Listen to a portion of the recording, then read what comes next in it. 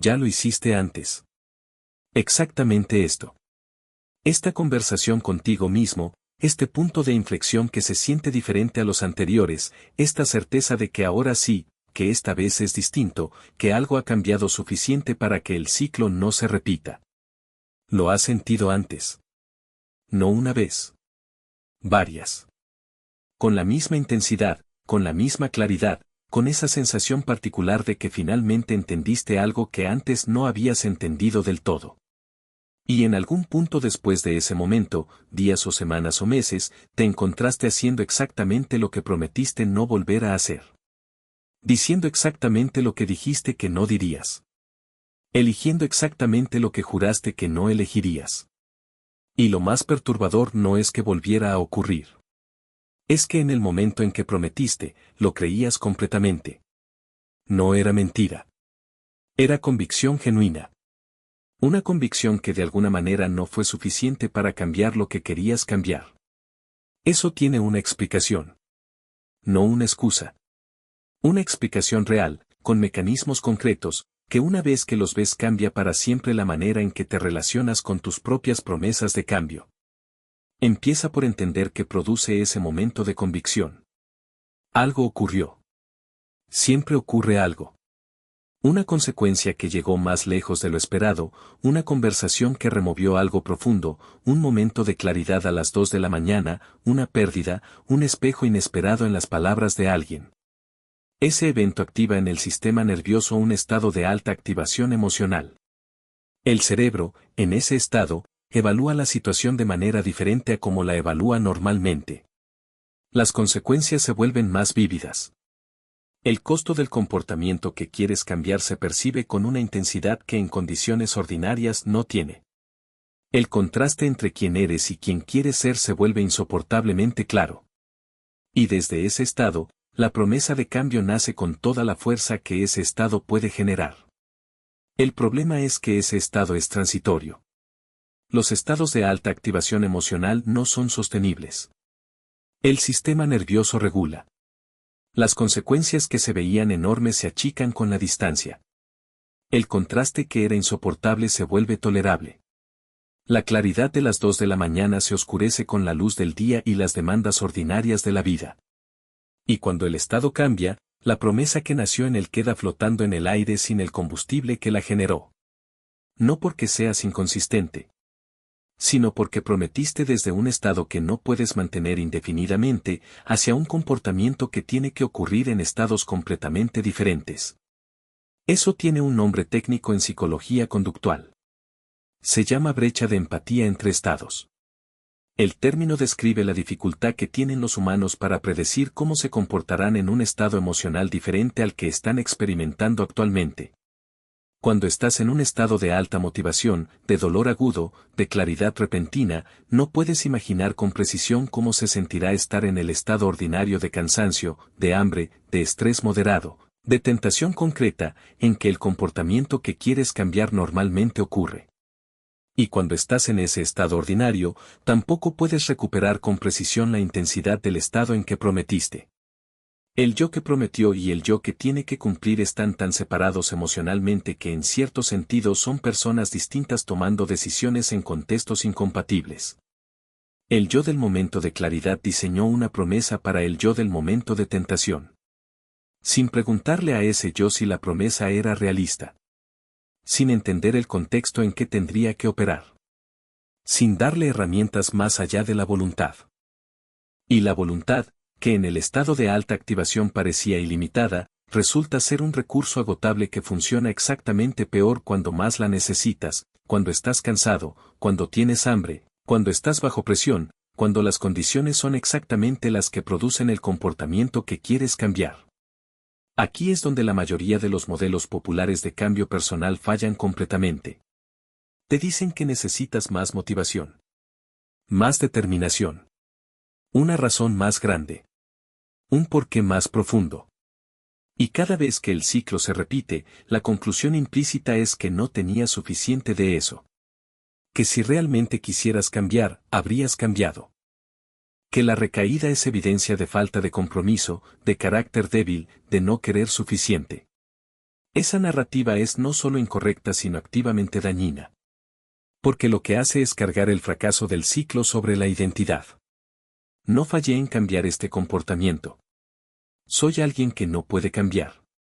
No me faltó estrategia. Me falta algo fundamental. Y esa carga de identidad hace que el próximo intento sea más difícil, no más fácil. Porque ahora no solo tienes que cambiar el comportamiento. Tienes que demostrar que la narrativa sobre tu carácter está equivocada. Y eso es una presión que el sistema nervioso maneja exactamente igual que cualquier otra amenaza, con evasión, con rigidez o con la rendición que parece preferible al intento fallido que confirmaría la narrativa. La motivación no es el problema. La arquitectura del cambio es el problema.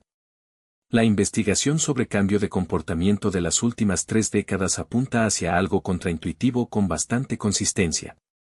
Los cambios más duraderos no los producen los momentos de máxima motivación. Los producen las modificaciones en el entorno que hacen que el comportamiento deseado sea el camino de menor resistencia. Esto es lo que el investigador de comportamiento B.J. Fogg llama diseño de comportamiento, y lo que los economistas conductuales como Richard Thaler llaman arquitectura de decisiones. La idea central es que los humanos no somos máquinas de voluntad racional que elegimos libremente en cada momento. Somos sistemas que responden al entorno de maneras predecibles y relativamente automáticas. Si el entorno facilita el comportamiento que quieres, lo haces más. Si lo dificulta, lo haces menos. Si el entorno facilita el comportamiento que no quieres, lo haces más. Si lo dificulta, lo haces menos. La voluntad opera sobre ese fondo. No lo reemplaza. Alguien que quiere comer mejor y llena la nevera de vegetales cortados y deja la fruta visible tiene más probabilidades de hacerlo que alguien con la misma motivación que tiene los vegetales escondidos al fondo y el chocolate al alcance de la mano. No porque uno tenga más voluntad, sino porque uno diseñó el entorno para que la decisión correcta fuera la más fácil. La mayoría de las promesas de cambio ignoran completamente el entorno. Se hacen en el espacio mental y esperan ejecutarse en el espacio físico sin modificar nada de ese espacio físico. Pero hay algo más profundo que el diseño del entorno. Hay una razón por la que los mismos comportamientos se repiten con tanta consistencia a pesar de la motivación genuina de cambiarlos. Una razón que tiene que ver no con fuerza de voluntad ni con entorno sino con la función que ese comportamiento cumple. Los comportamientos que más cuesta cambiar casi siempre cumplen una función. No una función positiva necesariamente en términos de resultados, pero sí una función real en términos del estado interno que producen o evitan. El comportamiento que prometes dejar de hacer está haciendo algo por ti. Está aliviando algo. Está evitando algo. Está produciendo algo que en el momento sientes que necesitas. Puede ser alivio de tensión. Puede ser escape de un estado emocional difícil. Puede ser la satisfacción momentánea de una necesidad de control, de conexión, de estimulación, de validación. Puede ser simplemente la familiaridad de lo conocido en un momento en que lo desconocido del cambio se siente amenazante. La promesa de cambio que solo dice voy a dejar de hacer esto no reemplaza esa función. La elimina. Y el sistema, que necesita lo que esa función proveía, busca cumplirla. Si el comportamiento que la cumplía está bloqueado por la promesa, busca el camino de menor resistencia para cumplir la función de otra manera. A veces ese camino es el mismo comportamiento. A veces es otro diferente con costos similares. Cambiar un comportamiento sin entender la función que cumple es como tapar una gotera sin encontrar de dónde viene el agua. Entonces llega la pregunta que cambia el marco completo. No, ¿por qué no puedo dejar de hacer esto? Sino, ¿qué está haciendo este comportamiento por mí que me siento incapaz de obtener de otra manera? Esa pregunta incomoda porque desactiva la narrativa de debilidad y la reemplaza con una narrativa de necesidad. Y las necesidades requieren atención, no solo supresión. El comportamiento que quieres cambiar tiene sentido dentro de tu sistema. No es irracional. No es evidencia de algo roto en ti. Es una solución que tu sistema encontró para algo que necesitaba ser resuelto, probablemente en un contexto pasado donde era la mejor solución disponible. Y que siguió usando porque funciona suficientemente bien en el corto plazo aunque genere costos en el largo. Cambiar eso no requiere más fuerza de voluntad contra el comportamiento. Requiere entender la necesidad y encontrar maneras de satisfacerla que no produzcan los costos que ya no quieres pagar.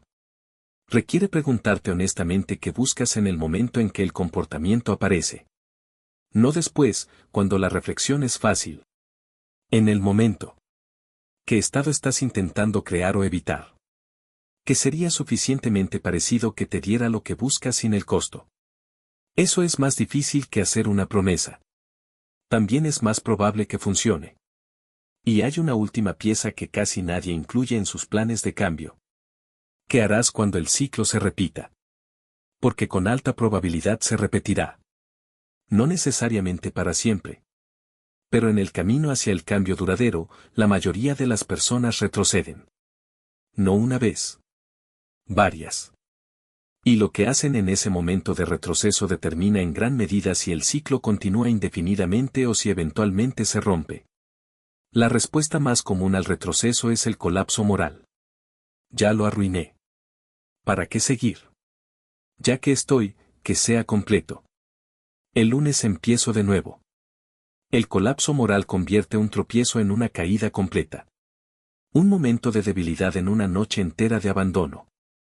Una decisión fuera del plan en una semana fuera de todo plan. Y lo que lo produce no es la debilidad. Es la rigidez del sistema de evaluación. Si tu promesa de cambio es una regla binaria de todo o nada, cualquier desviación activa un estado de fracaso que hace que seguir parezca imposible. El sistema de evaluación dice fallé, y el cerebro, que ahora está en un estado de derrota, hace exactamente lo que hace cuando no hay esperanza de éxito, deja de intentar. La alternativa, documentada extensamente en investigación sobre cambio de comportamiento, es tratar el retroceso como información en lugar de como fracaso. ¿Qué condiciones lo produjeron? ¿Qué estado emocional? ¿Qué contexto? ¿Qué necesidad no estaba satisfecha? ¿Qué podría modificarse para que la próxima vez ese momento sea diferente? El retroceso visto así no es el fin del ciclo. Es datos para el diseño del próximo intento. Y el próximo intento, informado por esos datos, tiene ligeramente más probabilidades de llegar más lejos que el anterior. Ese es el mecanismo real del cambio duradero. No un momento de promesa perfecta seguido de ejecución impecable, sino iteraciones sucesivas, cada una informada por la anterior, en un proceso que parece lento desde adentro y transformador desde la perspectiva del tiempo. Vuelves al principio. Ese peso de lo repetido. Esa fatiga específica de haber prometido y vuelto. Esa voz que ya no sabe si creer en la próxima promesa. Esa voz tiene razón en un sentido preciso, la próxima promesa del mismo tipo, hecha del mismo estado, con la misma arquitectura que las anteriores, producirá probablemente el mismo resultado. Pero hay otro tipo de movimiento posible que no es una promesa. Es una pregunta. ¿Qué está haciendo este comportamiento por mí? ¿Qué necesito en el momento en que aparece? ¿Qué podría cambiar en mi entorno para que el camino de menor resistencia sea diferente? ¿Qué haré cuando tropiece, que no sea colapsar? Esas preguntas no tienen la intensidad emocional de una promesa solemne. No producen ese alivio inmediato de sentir que algo va a cambiar. Producen algo más modesto y más real, un mapa ligeramente más preciso del terreno en que el cambio tiene que ocurrir. Y con ese mapa, aunque imperfecto, el próximo paso tiene algo que las promesas anteriores nunca tuvieron. No más emoción. Más probabilidad.